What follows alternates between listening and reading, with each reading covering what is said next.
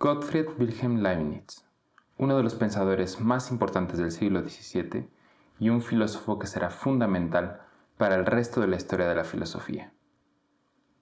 Si habíamos dicho que Spinoza era importantísimo para el desarrollo de la filosofía del siglo XIX principalmente, Leibniz va a ser absolutamente preponderante en lo que sucederá en la historia del pensamiento en el siglo XVII y sobre todo en el siglo XVIII.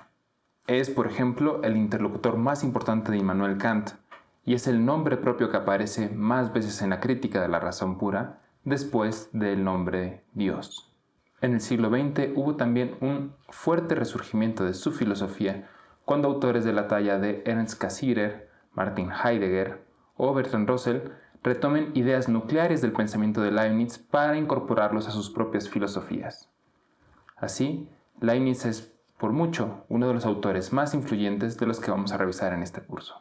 Se trata sin duda de uno de los últimos grandes sabios de la historia del pensamiento que lograron abarcar con su trabajo todo el pensamiento existente en su época, todas las disciplinas o la mayor parte de ellas que estaban trabajándose en su momento fueron visitadas por este autor y además no solo las conoció, sino que realizó grandes aportaciones a cada una de ellas.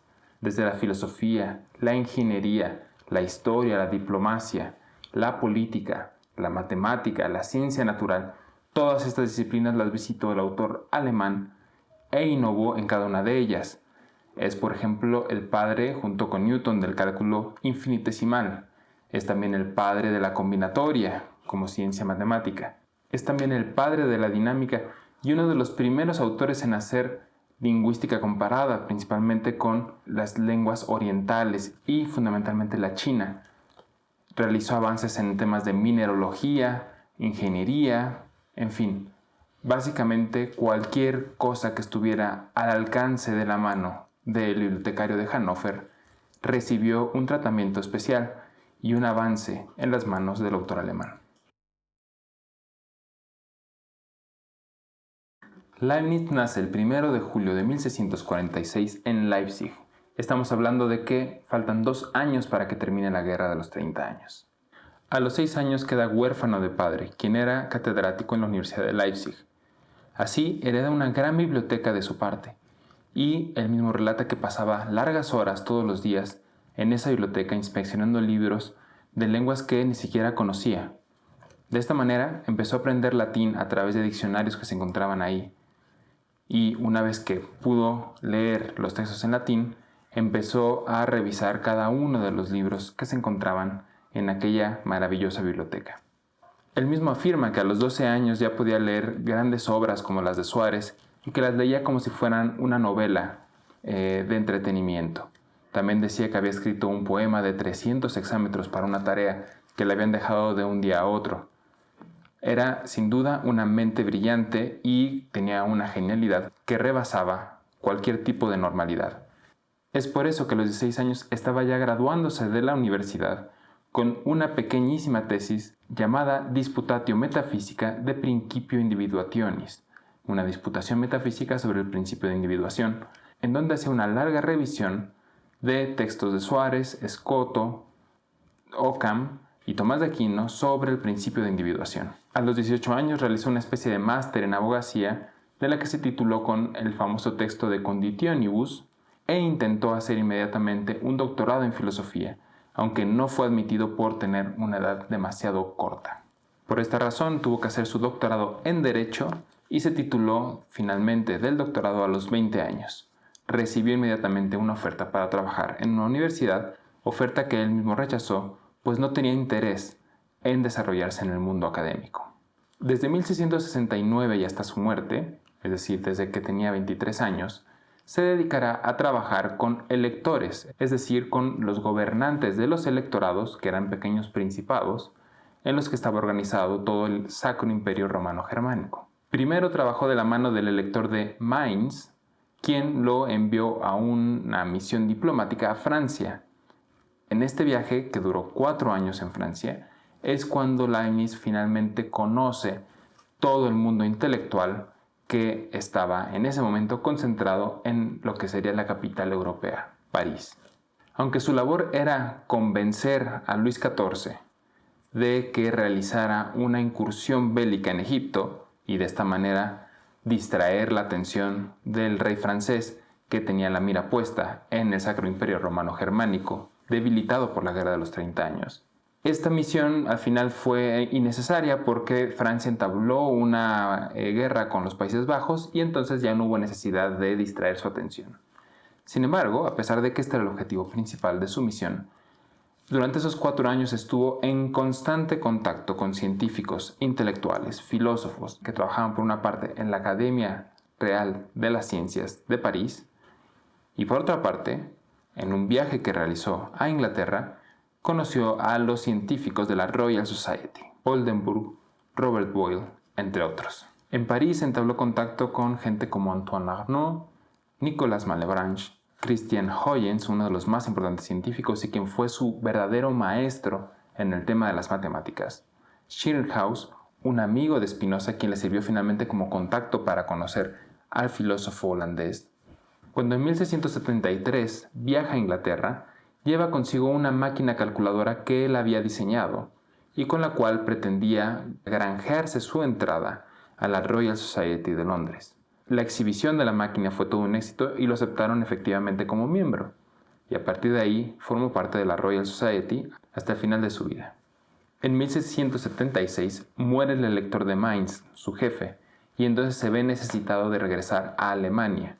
Antes de regresar directamente, vuelve a visitar Inglaterra y también hace una parada en Holanda en donde conoce personalmente a Baruch Spinoza, con quien entablará un diálogo a lo largo de 3 días sobre los temas más importantes de la metafísica spinociana. Leibniz en ese momento era un gran admirador de Spinoza, aunque parece que para Spinoza no fue tan agradable el contacto. Su regreso a Alemania implicó el comienzo de su trabajo con la Casa de Hannover, una casa con la que trabajará hasta el final de sus días. Su trabajo principal consistía en ser el bibliotecario de Hannover y además el historiador de la casa, es decir, tenía que hacer la historia de la familia Brunswick-Lüneburg, que era precisamente la familia reinante. Esos eran sus 2 principales encargos. En 1684 publicó 2 artículos que revolucionarían completamente la historia de las matemáticas. Se trata de los artículos en donde están contenidos los algoritmos de, primero, el cálculo diferencial y en segunda instancia el cálculo integral. Más o menos por esa misma época, un año después, en 1685, le enviará a Antoine Arnaud el Discurso de Metafísica, que es su primera gran síntesis de toda su filosofía y que representa uno de los textos más importantes de todo su pensamiento.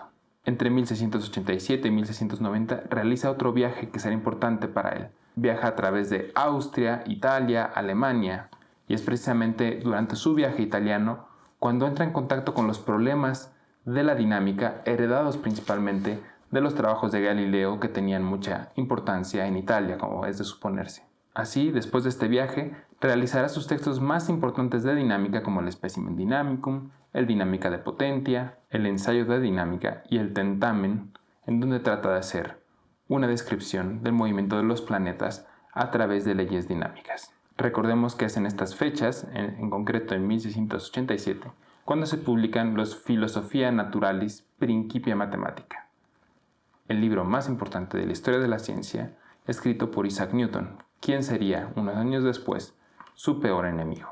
En 1704 escribe Los Nuevos Ensayos sobre el Entendimiento Humano. Esta es una obra que calca prácticamente parágrafo por parágrafo los temas del ensayo sobre el entendimiento humano. Está escrito a manera de diálogo y pretende precisamente debatir a profundidad cada una de las tesis del libro de Locke. Este libro lo escribió principalmente porque, a pesar de los intentos de Leibniz y el contacto que realizó a través de Lady Masham con John Locke, Locke nunca quiso contestar las cartas de Leibniz ni entrar en un diálogo filosófico con él. Así, frente a la negativa de John Locke, Leibniz escribe todo este libro como una gran respuesta al proyecto empirista. Sin embargo, antes de que fuera publicado, John Locke va a fallecer y entonces Leibniz va a retractarse de la publicación de los nuevos ensayos como una muestra de respeto hacia el autor, a quien le tenía un cierto aprecio, porque le parecía, digamos, desleal publicar un libro en contra de Locke una vez que éste hubiera muerto. En 1708 hay una acusación por parte de Isaac Newton a través de uno de sus amigos, John Kyle, de plagio. En concreto, se le acusaba a Leibniz de haber plagiado los algoritmos del cálculo. La historia sobre el desarrollo del cálculo en Newton y en Leibniz es muy extensa, y no voy a entrar a detalles aquí. Lo que sabemos ahora es que tanto Newton como Leibniz desarrollaron esos algoritmos de manera independiente, absolutamente independiente. A pesar de que en algunos puntos Leibniz, durante sus visitas a Inglaterra, tuvo acceso a algunos desarrollos de Newton, sabemos que esos desarrollos no eran ni tan importantes ni más sofisticados de lo que Leibniz ya conocía en esa época. Esto quiere decir que cada quien lo inventó por su cuenta. Y sin embargo, parece que Newton eventualmente estuvo absolutamente convencido de que Leibniz le había robado esos algoritmos. En medio de este escándalo, Leibniz publica la Teodicea, sus ensayos de Teodicea, en 1710, en donde expone sus tesis más importantes sobre Dios, la relación de Dios y el mundo, la libertad, tanto de Dios como la libertad del hombre. Es un libro muy erudito, muy extenso y altamente polémico. En 1714, estamos hablando de que esto es 2 años antes de su muerte, publica la Monadología, que es probablemente uno de los textos más famosos de su obra y que pretende ser un resumen absolutamente sintético de todas las grandes intuiciones que eran nucleares a su filosofía. Ese mismo año, su jefe se convertía en Jorge I de Inglaterra, precisamente por el trabajo diplomático que había realizado Leibniz en Inglaterra, por el cual se estableció, por el cual se determinó a través del acta de establecimiento que si la reina Ana, recordarán, moría sin descendencia, tendría que llegar un heredero alemán al trono. Esto era su jefe, Jorge I. Sin embargo, como la relación entre Jorge I y Leibniz no era la mejor, en concreto porque Leibniz era incapaz de terminar la famosa historia de la familia, porque estaba metido en 30 proyectos alternativos y no le dedicaba tiempo a escribir esa historia de la familia. Su jefe, Jorge I, estaba muy disgustado con él y entonces no se lo lleva a Inglaterra. Esto fue devastador para Leibniz, porque él se consideraba uno de los responsables de la buena aventura de su jefe y finalmente lo habían dejado atrás. Quien sí iba a ir a Inglaterra es la princesa Carolina de Ansbach. Ella es la nuera de Jorge I, es decir, la princesa, la futura reina, quien además era una gran amiga de Leibniz. Se mantienen en contacto por correspondencia y es ella quien lo pone en contacto con Samuel Clarke, uno de los mejores amigos de Newton, y es a través de ella que se realiza esta correspondencia entre Leibniz y Clarke, que es una de las correspondencias más famosas en la historia de la filosofía y de la ciencia. En realidad, Leibniz está intentando, a través de Carolina, convencer a Jorge I de que se lo lleve a Inglaterra, porque él quiere entrar en discusión con los newtonianos, quiere defender su causa frente a la Royal Society, quiere evitar que su amiga, la princesa Carolina, sea infectada por la filosofía de los newtonianos, pero eso nunca lo va a lograr. Leibniz muere en 1716, apenas un año después de haber comenzado la correspondencia con Clarke, y va a fallecer solo, únicamente acompañado por su secretario. No va a haber ninguna mención de honor, ni en la Royal Society, ni en la Academia de Ciencias de París, ni siquiera en la Academia de Berlín que él mismo había fundado. Su muerte pasó absolutamente desapercibida y se puede decir que después de todos los grandes proyectos que había realizado, muere en desgracia y completamente solo. La obra de Leibniz es extensísima. Actualmente no tenemos todavía una edición completa de toda su obra. Es tan extensa que después de un siglo de trabajos no se ha podido finalmente completar. Se especula que cuando se termine esa edición, la edición que está realizando la Academia de Ciencias de Berlín, precisamente esta academia que él fundó, se llegará más o menos a un centenar de volúmenes. Hasta ahora tenemos aproximadamente 30-40 volúmenes de la obra y algunos están en proceso. Sin embargo, todavía se ve muy lejano el momento en el que podamos decir que tenemos la obra leibniziana en su conjunto. No obstante, sí que tenemos los textos más importantes en el ámbito de la matemática, de la ciencia y de la filosofía, por lo cual se puede hacer un recorrido razonable por su obra. La edición canónica, que como digo es incompleta, se llama Sämtliche Schriften und Briefe, escritos y cartas reunidas. Como es una edición incompleta, es necesario utilizar otras ediciones sucedáneas como la famosa Philosophische Schriften de Gerhard o Die Mathematischen Schriften, también de Gerhard, o también la muy conocida edición que hizo Couturat a principios del siglo pasado de los textos lógicos de Leibniz. En fin, el tema de las ediciones es un poco complejo y con gusto lo revisaremos en la clase. Para hablar sobre el método en Leibniz hay que hacer una visión más bien panorámica de su obra. No es fácil detectar un único método porque, como decíamos, abarcó tantos ámbitos del conocimiento que no se puede reducir a un método simplísimo. Y sin embargo, tal vez sea esta la característica principal de su filosofía. A pesar de entrar dentro del canon de estos llamados autores racionalistas, Leibniz está muy alejado de un racionalismo simple o naif, lo mismo que Descartes. No se reduce todo su conocimiento o todo el conocimiento que él admite como verdadero al simple uso de la razón. También hay una gran dosis de empirismo. Recordemos que él intenta entrar en contacto con Locke. Se trata pues de un racionalismo no deductivista, sino lo que podríamos llamar un racionalismo arquitectónico. Esto es, la filosofía de Leibniz efectivamente está construida a partir de ciertos principios. Como veremos, el tema de los principios es muy importante en su filosofía y veremos que esos principios juegan un rol fundamental. Sin embargo, no se trata de unos principios a partir de los cuales, como cimientos, se crea todo el constructo de su sistema filosófico, sino que más bien son principios que van a ir acompañando todo el recorrido de su filosofía.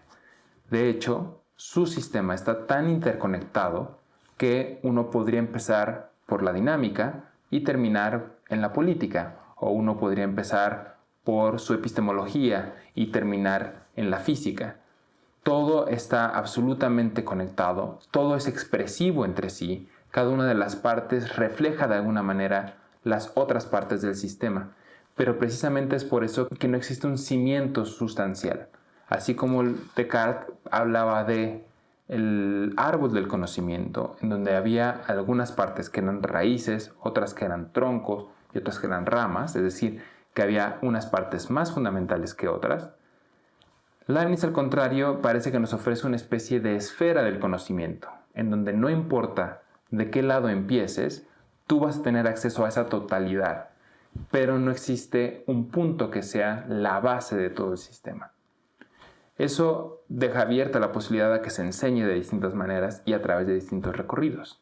Lo que vamos a ver en este video es una manera muy personal de explicar todo el sistema leibniziano. Hay que dejar bien claro que esta es una idea que el mismo Leibniz tenía y que desarrolló abundantemente. Hay varios proyectos que son centrales a su filosofía y que él intentó desarrollar a lo largo de su vida de manera práctica. Uno de ellos es el desarrollo de las academias científicas. Él sabía que todo el conocimiento estaba de alguna manera conectado, que ninguno de los hombres solo podría recorrer todo este camino del saber. Era necesario, como Bacon ya lo había advertido, generar sociedades científicas que en equipo pudieran hacer avanzar a la humanidad en este recorrido del progreso científico.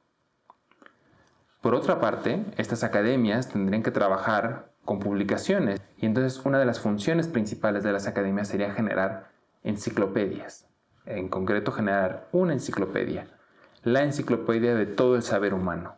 Este proyecto, que no se verá concretado sino hasta el siglo XVIII y de una manera muy diferente a la que esperaba Leibniz, ya estaba como proyecto una y otra vez revisado, reiterado y comunicado por Leibniz a distintas personas con el fin de que todos los científicos pudieran hacer una gran enciclopedia de todo el saber humano. Ahora bien, si era evidente que necesitamos, en primer lugar, academias científicas y publicaciones en conjunto de esas academias, entonces era necesario también una lengua franca.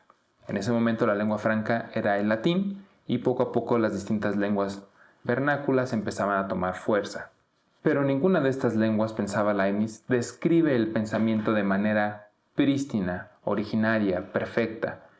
Habitualmente encontramos derivaciones, arbitrariedades en el lenguaje que no nos ayudan a transparentar el pensamiento de la mejor manera. Por eso, uno de los proyectos también leibnizianos es el de la lengua universal. Y si se tiene una lengua universal, también hace falta una característica universalis, es decir, un conjunto de caracteres que nos ayuden a expresar ese lenguaje que a su vez expresa perfectamente el pensamiento, que nos va a permitir llevar a cabo el progreso de las ciencias. Y aún más, esta característica universalis tendría que estar diseñada para que pudiera entrar en un algoritmo universal, que es el famoso calculus ratiotinator, un cálculo del pensamiento, y que esta característica fuera apta, disponible, estuviera a disposición de este algoritmo para que nosotros pudiéramos pensar de manera más económica. De la misma manera en la que Hobbes nos hablaba del pensamiento sordo, Leibniz sabe que hay muchos procesos racionales que pueden ser abreviados a través del pensamiento sordo y que podríamos trabajarlos algorítmicamente y enfocarnos exclusivamente en las partes más difíciles del proceso de pensamiento. La manera de lograr eso es con un lenguaje apto para el pensamiento y una característica apta para ese lenguaje. Sobra decir que ninguno de estos proyectos los pudo llevar a cabo. A lo más que llegó es a grandes esquemas y a convencer a la gente de su alrededor que estas cosas eran necesarias, pero todos estos proyectos implicaban una tarea titánica. Sin embargo, sí que encontramos muchos ecos de cada una de estas ideas en autores posteriores.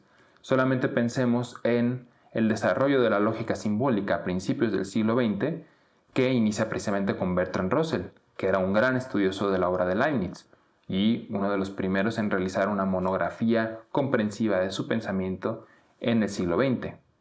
Lo mismo pasa con el lenguaje universal. Ha habido otros experimentos como el Esperanto que están fuertemente inspirados en el pensamiento de Leibniz. La característica universalis tiene que ver con las lógicas diagramáticas, en fin, todos estos proyectos que, como digo, no llegaron a un buen puerto o no llegaron a puerto alguno, sí que sembraron semillas que después fueron fértiles en otras épocas y en otros momentos más aptos para desarrollar estos proyectos. Como decía, separar ontología, epistemología o física en el pensamiento leibniziano es muy difícil porque él mismo hace un recorrido continuo a través de todas estas disciplinas. Es por eso que voy a empezar por la parte de la teodicea, es decir, aquello que se refiere a la existencia, a la naturaleza de Dios. Esta manera de exponer su pensamiento no es privativa. Existen otras maneras para poder hacerlo, pero yo he decidido empezar por aquí.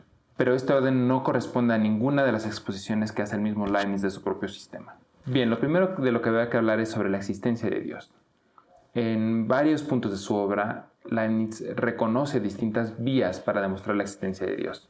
Está la vía cosmológica, que es algo muy parecido a la vía por la cual Aristóteles describe el primer motor y que es recogida por Tomás de Aquino después en sus 5 vías. Está también la demostración a través de la armonía, que la armonía es un símbolo de que este universo tiene un diseñador que precisamente fue capaz de concebir esa armonía y ponerla en la existencia. Leibniz, a su vez, recoge el argumento ontológico originalmente formulado por San Anselmo, pero lo recoge en la versión más bien cartesiana y le hace unas pequeñas modificaciones, porque afirma que es insuficiente decir que si yo puedo concebir la idea de Dios, es decir, algo que tiene todas las perfecciones, por lo tanto existe, antes de poder decir eso tenemos que garantizar que la noción de Dios es posible, porque efectivamente yo soy capaz de pensar muchas quimeras o de pensar muchas cosas que son imposibles en sí mismas y sin embargo son pensables o, en un sentido más técnico, son simplemente imaginables. Lo que tenemos que demostrar es que efectivamente es pensable la noción de Dios, esto es, que no encierra contradicción, o en otros términos, que esa idea es posible. Esta demostración se conecta con otra muy famosa y es así exclusiva de Leibniz, que es el argumento ontológico modal, y que parte precisamente del mismo principio, que lo primero que se tiene que demostrar es que la idea de Dios es posible, y una vez que se demuestra que esa idea de Dios es posible, se demuestra que no solo es posible, sino necesaria. Pero tanto el argumento ontológico como el argumento ontológico modal parten de la premisa de que tenemos que demostrar en primera instancia que la idea de Dios es posible. Esto es, que la idea de Dios es pensable o que su esencia no encierra contradicción. Todas son maneras de decir lo mismo. Así, si el ser necesario es posible, entonces existe en acto. Esta argumentación es muy detallada y la veremos con más detenimiento en clase.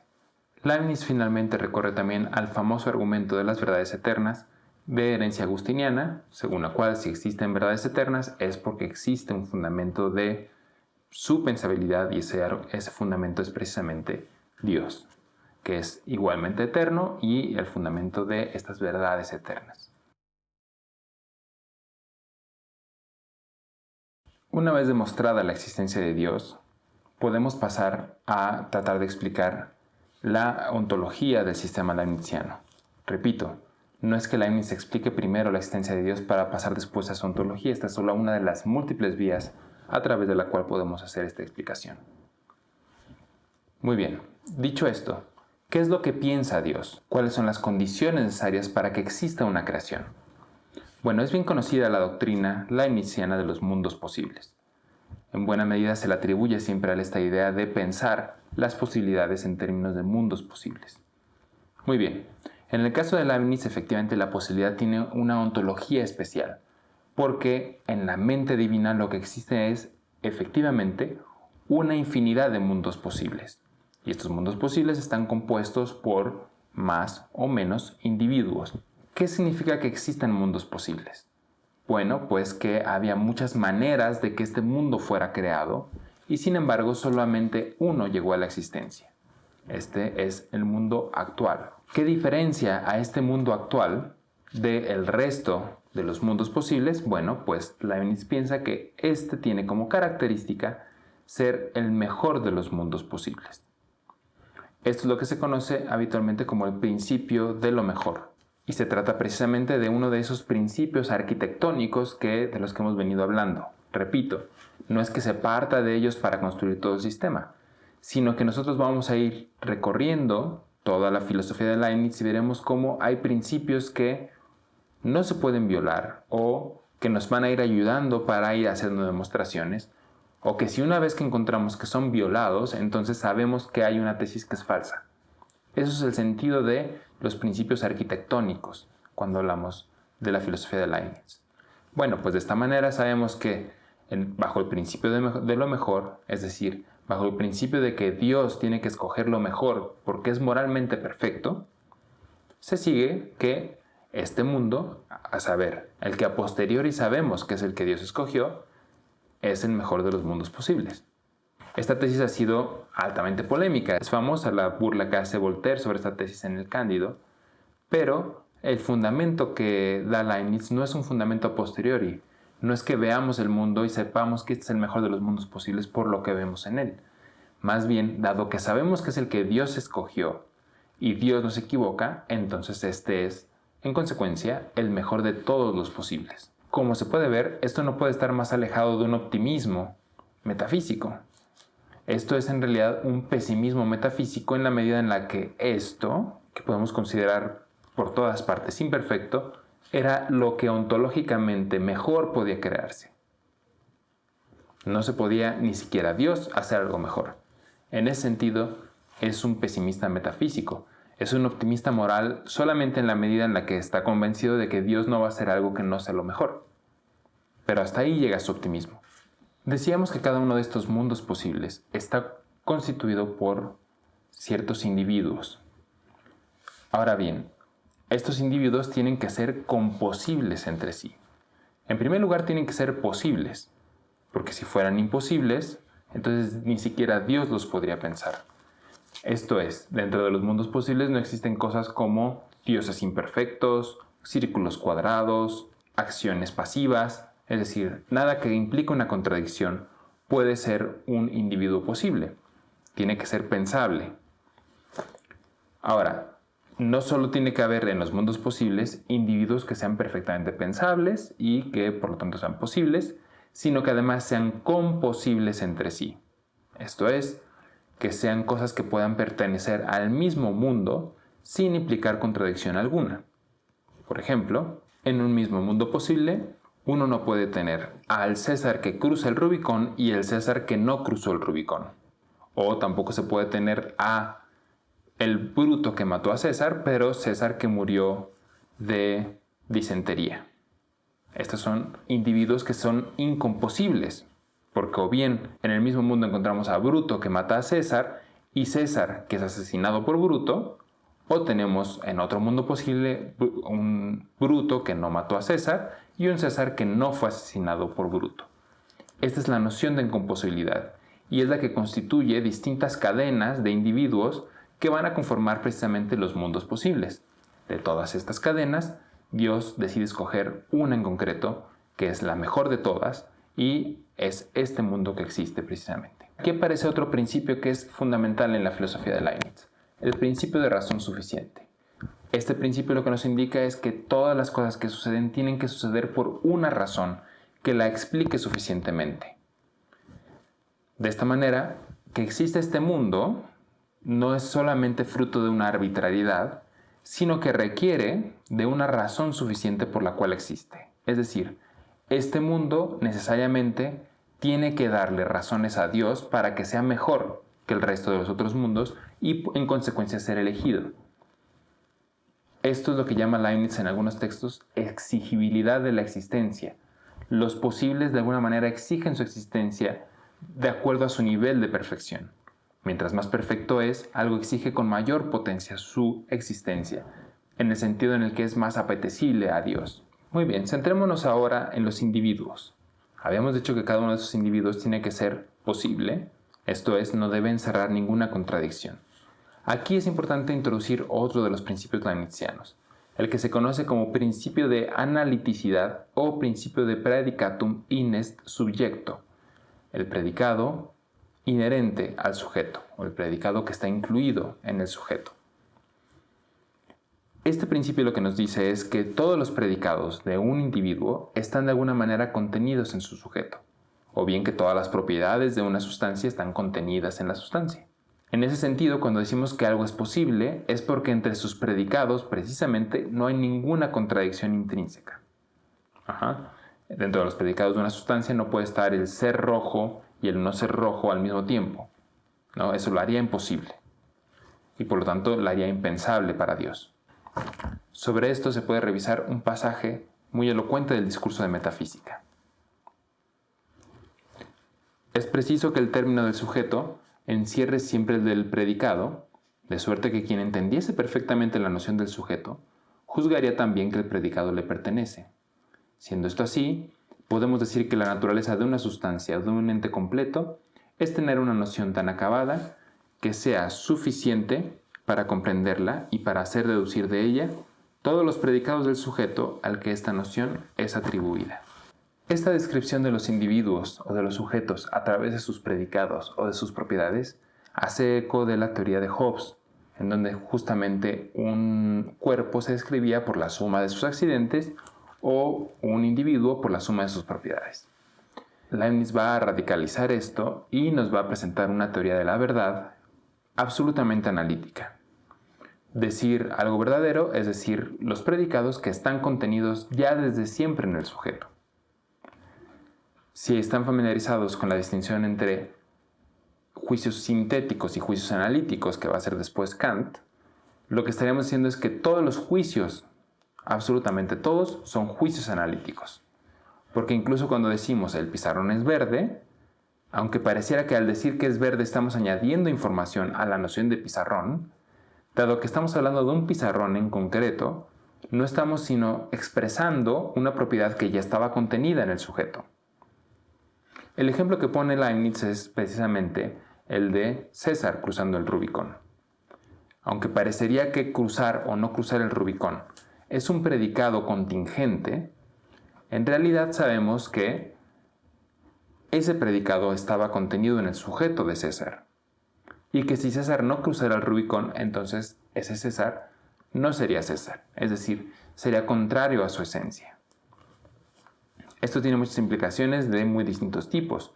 Hay quien afirma que esto aniquila la libertad, hay quien afirma que esto convierte en el sistema en un sistema necesitarista, pero lo que nos dice Leibniz es que hay que distinguir entre las cosas que son ciertas y las cosas que son necesarias. ¿A qué va con todo esto? Cuando se pregunta Leibniz si una acción como por ejemplo cruzar el Rubicón es contingente o es necesaria, señala sin ningún tipo de duda que se trata de una acción contingente, de un hecho contingente del mundo. ¿Por qué? Porque Leibniz define a lo contingente como aquello cuyo contrario no es imposible. En este caso, cruzar el Rubicón es un hecho contingente porque lo contrario, es decir, no haberlo cruzado, no era algo imposible. Sin embargo, eso no quiere decir que en la esencia de César estuviera ya contenido, desde siempre, el predicado de cruzar el Rubicón. Y que nosotros no podemos concebir la esencia de César realmente si no contemplamos ese predicado que es cruzar el Rubicón. Las únicas cosas que son necesarias son aquellas cosas cuyo contrario implica contradicción. Por ejemplo, que los ángulos internos de un triángulo sumen 180 grados. Si quisiéramos negar esa proposición, entonces se llegaría a una contradicción. Porque si es un triángulo, entonces cuenta con 180 grados. Así nos dice Leibniz en el mismo discurso de metafísica. Afirmo que la conexión o consecución es de dos tipos. Una es absolutamente necesaria, cuyo contrario implica contradicción, y esta deducción tiene lugar en las verdades eternas, como son las de la geometría. La otra no es necesaria, salvo ex hipótesis, y por así decirlo, por accidente, pero en sí misma es contingente, ya que lo contrario no implica contradicción. Leibniz trata de evadir el necesitarismo, afirmando que existe contingencia en el mundo, pero que es una contingencia ex hipótesis. Una vez que Dios ha escogido este mundo, todos los predicados están ya seguros. Sin embargo, también es cierto que Dios pudo haber escogido otro mundo posible, otro en donde, por ejemplo, César no cruzara el Rubicón. Esta salida es muy polémica porque implica una conexión entre el César de este mundo, el que cruza el Rubicón, y el César de un mundo posible que no cruza el Rubicón, y no es claro que exista una verdadera conexión entre estos dos individuos. Pero Leibniz pretende argumentar que, efectivamente, César es libre de cruzar el Rubicón porque está realizando una acción contingente.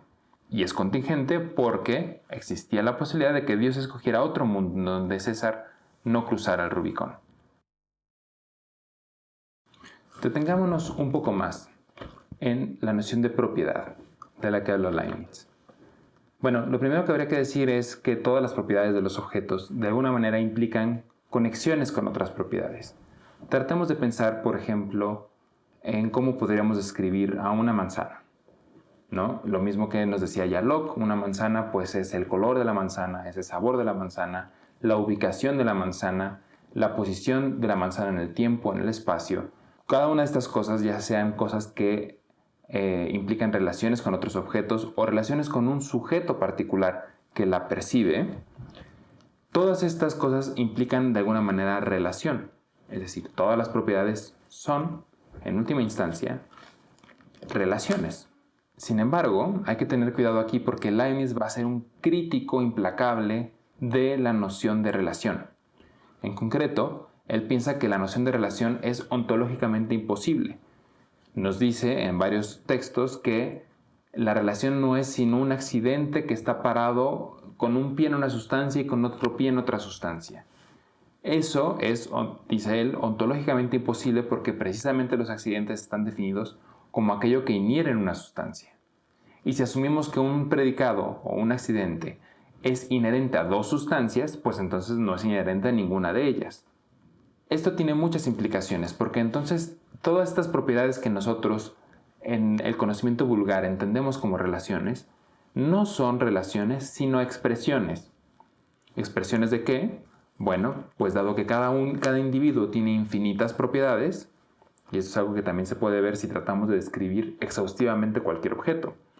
nosotros podemos seguir dando propiedades y propiedades ad infinitum. Bueno, pues si un objeto tiene infinitas propiedades y toda propiedad es una especie de falsa relación o, de manera técnica, una expresión de algo más, quiere decir que cada cosa del universo expresa al universo en su infinitud, que expresa de manera completa el universo. Así nos lo dice Leibniz ya del discurso de metafísica y nos lo va a repetir en distintos textos a lo largo de toda su obra. Que cada sustancia singular expresa todo el universo a su manera y que en su noción están comprometidos todos sus acontecimientos junto con todas sus circunstancias y todo el curso de las cosas exteriores. Además, toda sustancia es como un mundo entero y como un espejo de Dios, o bien de todo el universo, que cada una expresa a su manera, de modo análogo a como una misma ciudad es diversamente representada según las diferentes situaciones de quien la contempla. Cada cosa, en cada una de sus propiedades, no es sino una expresión del resto del universo. Después entraré en los detalles de qué significa que no sea una relación, pero sí una expresión. Basta con decir que cada individuo expresa el universo en su totalidad, a tal grado que yo podría, analizando una sola pestaña, deducir, si tuviera el suficiente tiempo y la suficiente potencia mental, todo el pasado y todo el futuro del universo. Todo estaría contenido en el más ínfimo átomo de materia que pudiéramos encontrar. Ahí estaría todo el universo. Lo mismo que Malebranche, Leibniz va a ser crítico de la noción de relación. En efecto, nosotros no podemos comprender cómo unas cosas afectan a otras, y sin embargo, hay una expresión universal. Bueno, esto es causado precisamente por la armonía universal, y aquí es donde entra el famoso principio de armonía.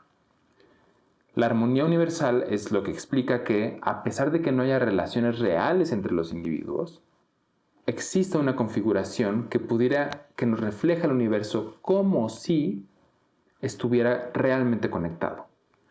Esta es la armonía y es precisamente una de las vías que nos llevan a pensar que hay un ser superior que creó este mundo de manera armónica. ¿Por qué? Porque aunque yo sé que no hay conexión alguna entre mi sustancia y el resto del mundo, las percepciones que tengo, las acciones que tengo, la manera en la que afecto yo el mundo, todo eso se ve reflejado de una manera coherente, o, mejor dicho, de una manera armónica. De esta manera, el problema que teníamos en Descartes y después en Malebranche de la relación entre el alma y el cuerpo, pues llegamos a un punto en donde una vez que Malebranche ha dinamitado completamente la noción de relación, cualquier tipo de relación entonces tiene que ser explicada a través de un diseño universal, una armonía universal. Y entonces, si yo golpeo a una piedra y la piedra se mueve, es decir, si la piedra expresa el movimiento de mi pie y mi pie expresa mi voluntad, todas esas conexiones en realidad estaban armónicamente preestablecidas desde toda la eternidad, cuando Dios concibió este mundo como un mundo posible antes de llevarlo a su actualidad. En este sentido, se rompe la división entre causas finales y causas materiales, porque toda causa material es en el fondo el reflejo de una causa final, es decir, está armónicamente preestablecida por una inteligencia y fácticamente representada o expresada a través de causas materiales en el mundo sensible. Un último punto al que quisiera hacer alusión es el de la ley de continuidad. Habitualmente se le conoce como el principio de continuidad, pero hay que señalar que Leibniz jamás menciona a la ley de continuidad como un principio, y parece que hay razones por las cuales no quiere contemplarlo entre todos los principios que él utiliza. La ley de continuidad dice lo siguiente: nada se hace de golpe, y una de mis máximas fundamentales y más confirmadas es que la naturaleza nunca da saltos. La denominaba ley de continuidad, y dicha ley tiene un uso considerable en física. Establece que siempre se pasa de lo pequeño a lo grande y viceversa a través de lo intermedio, tanto en los grados como en las partes, y que un movimiento nunca nace inmediatamente del reposo, ni se reduce a él, sino por medio de un movimiento más pequeño. Esta ley hace eco al tratamiento que hace Pascal del infinito. Lo que nos está diciendo aquí Leibniz es que entre dos estados siempre vamos a encontrar un estado intermedio. Así, en los fenómenos siempre vamos a encontrar, si hacemos una especie de zoom, siempre vamos a encontrar más y más y más y más fenómenos y estados intermedios entre cada uno de dos determinados puntos, dos determinados estados o dos determinados momentos en el tiempo. Esta ley de continuidad tiene mucho que ver con el tema de la expresión universal, porque precisamente si yo desencadeno, por ejemplo, una cadena causal, bueno, pues presuntamente yo generaría efectos en mi entorno más inmediato. Puedo mover, por ejemplo, el aire que me rodea o podría mover un objeto que está cerca de mí. Pero ese objeto moverá otro y ese otro y ese otro y así. Y entonces lo que hace una mariposa en China tiene efectos con lo que sucede aquí y viceversa. Es lo que ahora se conoce popularmente como el efecto mariposa. Bueno, esa idea está precisamente señalada aquí con todas sus letras por Leibniz, porque está convencido por una parte de la ley de continuidad y por otra parte del principio de razón suficiente. Lo que nos dice Leibniz es: yo no encuentro ninguna razón para que los efectos de mi acción o de la acción de cualquier sujeto se detengan en este punto y no en el punto que sigue, que por la ley de continuidad está inmediatamente contiguo al anterior. Y si no se puede detener en ese, porque se va a detener en el siguiente. Y si no se puede detener en ese, porque se va a detener en el siguiente, y así hasta el infinito. De tal manera que todo el universo está al mismo tiempo conectado, pero no mediante relaciones reales, sino a través de una armonía preestablecida. Es importante detenerse un segundo para analizar el desarrollo del pensamiento de Leibniz de manera cronológica. Hay tres grandes etapas en el pensamiento leibniziano. La primera de ellas, que es la etapa de juventud, se puede ubicar desde que tenía 16 años, cuando estaba realizando la Disputatio Metaphysica, su tesis, hasta más o menos 1670. Esta es una etapa de juventud en donde tiene ideas principalmente de corte hobbesianas, cartesianas y al mismo tiempo aristotélicas. Tiene ahí una mezcla que es muy difícil de distinguir y hay mucha discusión al respecto, pero ese sería más o menos el panorama general. La segunda etapa va desde finales de la década de los 70, más o menos 1680, hasta más o menos 1700, finales de la década de los 90. Y esto es lo que se conoce como la etapa intermedia, al menos es la tesis de Daniel Garber, que ha sido muy polémica, porque no todo el mundo reconoce que existe esta etapa intermedia, pero que poco a poco se ha ido reconociendo cada vez más y más. Esta etapa intermedia es lo que él llama una metafísica aristotélica, en donde hay materia, pero también hay formas y hay sustancias. Y lo que distingue esta etapa intermedia es la búsqueda de un principio de unidad. Y lo que detona precisamente esta búsqueda es la convicción que él tenía de, por una parte, el hilemorfismo aristotélico y por otra parte sus descubrimientos en torno a la dinámica, de tal manera que lo que él descubre es que existe una noción de fuerza que es la que da precisamente unidad a los individuos. Y esa unidad no es otra cosa que la famosa entelequia aristotélica, las formas sustanciales aristotélicas que él cree que a través de sus estudios de dinámica ha podido dotar de inteligibilidad científica. O sea, está haciendo una síntesis entre sus estudios físicos de dinámica y la metafísica aristotélica. Lo que nos dice es, yo aquí tengo una noción física, que es la de fuerza, que empata con la noción ontológica de forma sustancial o de entelequia de Aristóteles. Sin embargo, en torno a 1700 hay un cambio en la prioridad que da Leibniz a la noción de unidad, y más bien empieza a cambiar por la noción de simplicidad.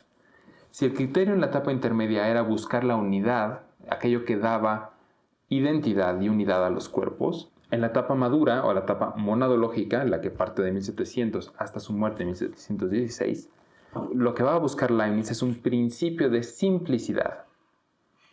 Parece que en algún punto Leibniz adquiere conciencia de que la unidad no se puede reconocer plenamente en las cosas corporales, en las cosas que son extensas, precisamente porque bajo el principio pascaliano, cualquier cosa si es extensa entonces es divisible y entonces su unidad es derivada y se puede decir que impropia.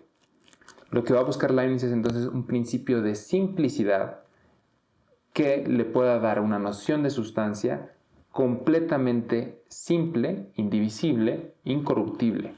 Esta noción es la de la mónada, una noción que es habitualmente muy mal comprendida y que, repito, solamente aparece al final de la obra de Leibniz. Hay algunos comentadores que creen que se remonta hasta los momentos más primitivos de su filosofía, pero realmente la preocupación de que las mónadas sean absolutamente simples no aparece sino hasta 1700.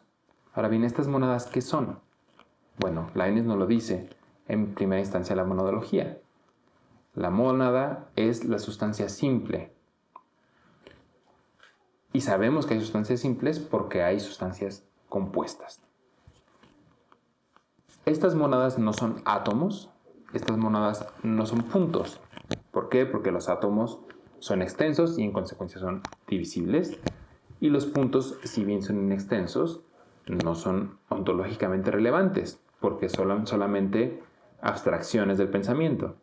A lo que llega Leibniz a través de todo su tratamiento del tema de la continuidad es que si efectivamente los fenómenos, como pensaba Pascal, son divisibles al infinito, entonces no podemos encontrar ningún fundamento debajo que dé razón de los fenómenos, como si estos fueran elementos. Las mónadas no componen a los fenómenos. Y sin embargo, los fenómenos resultan de las mónadas. Esto que parece simple manera de hablar, en realidad tiene mucho sentido. Si nosotros tenemos una línea, nosotros no podemos decir que la línea está compuesta por puntos, porque yo no puedo juntar un número adecuado de puntos para engendrar una línea. Si yo pongo un punto y detrás otro punto y detrás otro punto, no voy a generar jamás una línea. Y sin embargo, las líneas sí que resultan de los puntos, porque esa es precisamente la definición de la línea. De la misma manera, lo que nos está diciendo Leibniz es, nosotros no podemos partir de los fenómenos para encontrar ahí su fundamento. Más bien nosotros tenemos que postular su fundamento y a partir de ahí que resulten los fenómenos. Esto quiere decir que las sustancias, las verdaderas sustancias, las mónadas, no forman parte de los fenómenos. Las mónadas no están en el espacio. En mi opinión, las mónadas no están en el tiempo, aunque esto es algo muy discutido en la literatura secundaria. Las mónadas son las sustancias, es lo que verdaderamente existe. ¿Qué hacen las sustancias? Bueno, las sustancias solo pueden hacer una cosa: percibir. O, dicho en otro sentido, expresar. ¿Y qué expresan? ¿Qué perciben? Todo el universo, esto es, al resto de las mónadas. Ese es precisamente el resultado de la acción de las mónadas, los fenómenos. Y los fenómenos están en otro nivel distinto del ámbito de las mónadas. Encontramos entonces una separación entre el ámbito monádico y el ámbito fenoménico que va a hacer eco después en la distinción kantiana entre el noúmeno y el fenómeno. Es precisamente de aquí de donde surge. Claro que Kant va a pensar que al noúmeno no tenemos acceso, pero Leibniz no va a tener ningún empacho en hablar mucho sobre el mundo de las mónadas, sobre cómo tienen que ser las sustancias para que realmente sean. Todo esto es heredero de la convicción aristotélica de que el ser y el uno son convertibles. Todo lo que es uno y todo lo que es uno es. Así, las mónadas perciben y apetecen. ¿Qué es la petición? Es precisamente pasar de un estado de percepción a otro. En el análisis de los nuevos ensayos veremos exactamente qué es lo que se entiende aquí por percepción. Pero es esencial a la filosofía de Leibniz esta idea de que las mónadas a la vez perciben y apetecen. Hay mucho que decir sobre el ámbito de las mónadas, pero nos quedaremos solamente con la idea de que, primero, están en un nivel distinto, ontológicamente hablando, de los fenómenos, que los fenómenos resultan de las mónadas y resultan de la única actividad que se puede concebir en ellas, que es la percepción. Ahora bien, estas mónadas son precisamente la entelequia aristotélica, la fuerza dinámica que Leibniz había trabajado en sus ensayos de dinámica y la ley de la serie, esto es un eco baconiano, la ley de la serie que será expresada en los fenómenos. Entonces tenemos a la vez una fuerza dinámica, una entelequia metafísica y la ley que explica todas las instancias que se despliegan en los fenómenos. Los Nuevos Ensayos es un libro muy peculiar, que al mismo tiempo expresa a manera de diálogo una confrontación con John Locke y, por otra parte, nos revela todo el sistema leibniziano, ahora empezando desde el lado de la epistemología. Es otro ejemplo de cómo se puede ver que a veces se puede tomar el sistema leibniziano por un lado o por otro. La noción básica de los Nuevos Ensayos no va a ser la mónada, sino las petites perceptions, esto es, las pequeñas percepciones. Bajo la ley de continuidad, lo que sabemos es que no existen las percepciones mínimas, solamente existen pequeñas percepciones. Pero toda pequeña percepción está a su vez constituida por percepciones más pequeñas. Esto es el principio pascaliano. No, por más que hagamos zoom, no vamos a encontrar los píxeles últimos de la realidad. Esta simple idea le da a Leibniz un abanico enorme de posibilidades para confrontar a Locke en varios puntos. Por ejemplo, nos demuestra que existe una infinidad, literalmente una infinidad de percepciones que son inconscientes y que están en la mente. Pone múltiples ejemplos. El caso de la ola, que mientras truena, nosotros escuchamos un sonido relativamente unitario, pero que está conformado por millones y millones y millones de sonidos infinitesimales. Y nosotros no somos conscientes de cada uno de ellos, sino de la síntesis de ese sonido. Algo semejante encontramos con los sonidos que nos pasan desapercibidos o las imágenes que nos pasan desapercibidas. Puede algo estar sonando y nosotros no lo percibimos, o más bien, dicho en terminología técnica, no nos apercibimos de ese sonido hasta que alguien nos lo señala. El ejemplo que pone Leibniz es el del molino. Yo no me apercibo de su sonido hasta que alguien me hace referencia a él. Y una vez que me apercibo, me doy cuenta que siempre lo estuve percibiendo. Y entonces esa percepción, si la tenía y no me apercibía de ella, quiere decir que era una percepción inconsciente. Esto echa por tierra la lógica muy básica que tenía Locke de que la conciencia y el pensamiento son equivalentes. Ya habrá una infinidad de posibilidades de hablar de percepciones más o menos conscientes, de percepciones que se aperciben, de percepciones que no se aperciben, y es, en última instancia, una defensa del innatismo que requería efectivamente que tuviéramos contenidos de los cuales no éramos conscientes.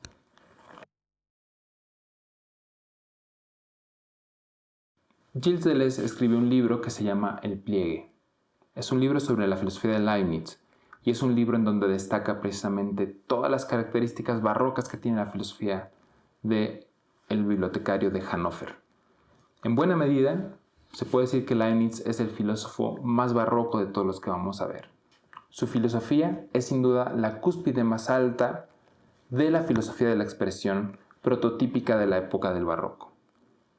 Pocos autores van a explotar tanto esta beta, a pesar de que describe muy poco la idea de expresión, la utiliza en cada instancia de su filosofía, y a su vez, cada una de las parcelas de su pensamiento son expresivas entre sí, y lo que encontramos en la dinámica es expresivo de la física, y lo que encontramos en la física es expresivo de la epistemología. Y lo que podemos ir en contra de los átomos lo podemos ir en contra de las percepciones mínimas, y así toda su filosofía es un sistema de expresión en donde no hay relaciones, pero sí hay estructuras isomórficas. Es el barroco hecho filosofía. La filosofía de las mónadas es una filosofía altamente contraintuitiva, cuyo origen rara vez se puede explicar con facilidad. Cuando vemos el espíritu sintético que está detrás de la filosofía de las mónadas, esto es, tratar de agarrar algunos motivos aristotélicos y congeniarlos con una dinámica completamente novedosa y al mismo tiempo establecer una arquitectura neoplatónica del mundo, vemos que el interés de Leibniz era precisamente retomar del pasado y ofrecer una filosofía completamente novedosa y, a su propio juicio, superior a todas aquellas que le habían precedido. Es por eso que aunque su filosofía no ha sido suficientemente estudiada en buena medida por las dificultades técnicas que ha habido de tener acceso a los textos a lo largo de tantos siglos, sí ha sido absolutamente provocativa una y otra vez en la historia de la filosofía para todos aquellos grandes autores que se han acercado a ella. En las últimas décadas, su filosofía ha recibido un cierto boom y ha recibido un estudio mucho más detenido y mucho más cercano al que merece. No es de extrañarse entonces que encontremos en el futuro de la filosofía autores que resuciten de la obra del autor alemán nuevas provocaciones para seguir avanzando en la historia de las ideas. Bueno, este ha sido un brevísimo repaso del pensamiento de Leibniz. Es imposible abarcar todos los temas que trabajó en su obra y siquiera abordar con detalle cada uno de ellos. Como ustedes saben, Leibniz es un autor muy querido por mí y yo los invito a que revisen los textos que tenemos que trabajar en la clase con mucho cuidado, mucho detenimiento. Algunos de ellos no son fáciles, precisamente por esta característica que tiene de que es difícil entrarle por algún lado en específico o en un orden definido. Entonces, cuando uno llega y aborda todo el sistema, parece que hay cosas que no salieron de ningún lado o que no tienen un fundamento muy claro. Yo los invito a tratar de recorrer todas las lecturas para entonces ver el todo antes de desechar alguna de sus partes. Espero que disfruten mucho la lectura y yo los veo en la siguiente clase y desde luego en el siguiente video.